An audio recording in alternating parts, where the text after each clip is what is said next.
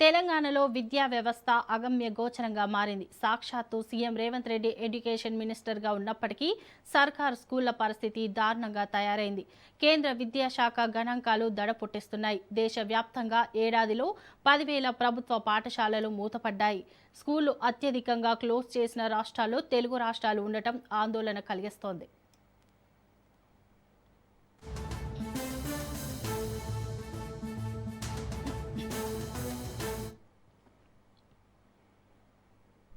దేశవ్యాప్తంగా 2024-25లో 8,89,806 primary schools ఉంటే 2025-26 నాటికి 8,79,940కి తగ్గింది.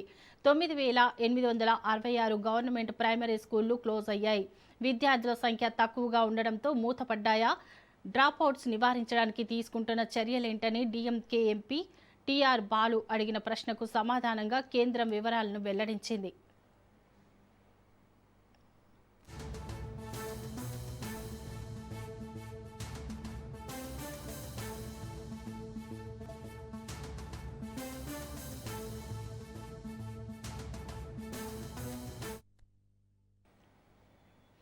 ఒడిసీ ప్లస్ గణాంకాల ప్రకారం మేఘాలయ, తెలంగాణ, ఆంధ్రప్రదేశ్ రాష్ట్రాల్లో అత్యధికంగా గవర్నమెంట్ ప్రైమరీ స్కూల్స్ మూతపడ్డాయి. సంఖ్యాపరంగా అత్యధిక తగ్గుదల మేఘాలయలో నమోదైంది.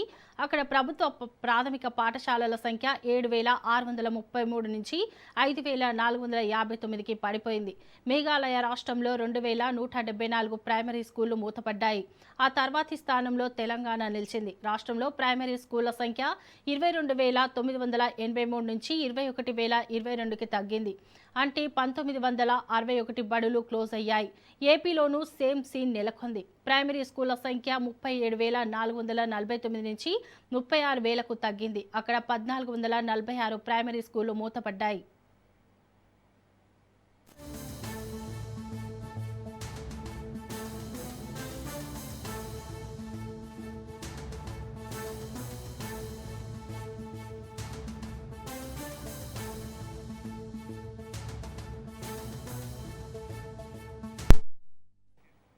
మధ్యప్రదేశ్లో 1,043, కర్ణాటకలో 615, పశ్చిమ బెంగాల్లో 587, రాజస్థాన్లో 473, మహారాష్ట్రలో 357, హిమాచల్ ప్రదేశ్లో 259, అస్సాంలో 209, యూపీలో 167 ప్రాథమిక ప్రభుత్వ పాఠశాలలు తగ్గాయి.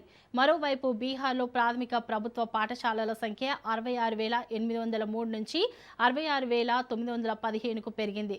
ఛత్తీస్గఢ్లో 43,836 నుంచి 43,853కు పెరిగింది.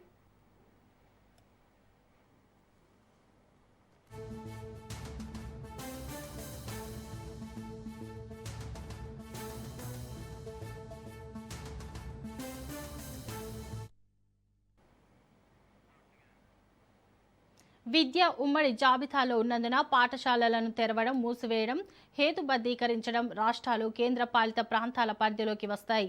అయితే డ్రాపౌట్లను అరికట్టడానికి, విద్యార్థుల నమోదును మెరుగుపరచడానికి సమగ్ర శిక్ష, పీఎం పోషణ్ పథకాల ద్వారా రాష్ట్రాలకు మద్దతు ఇస్తున్నట్లు కేంద్రం తెలిపింది.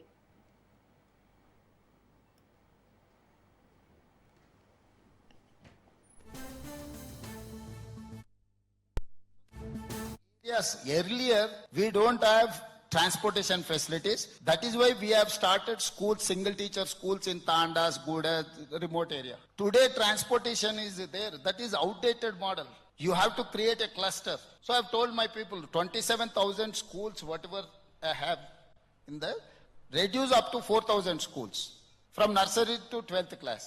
We will provide transportation. We will give you breakfast and lunch and everything. That is going to give you a result.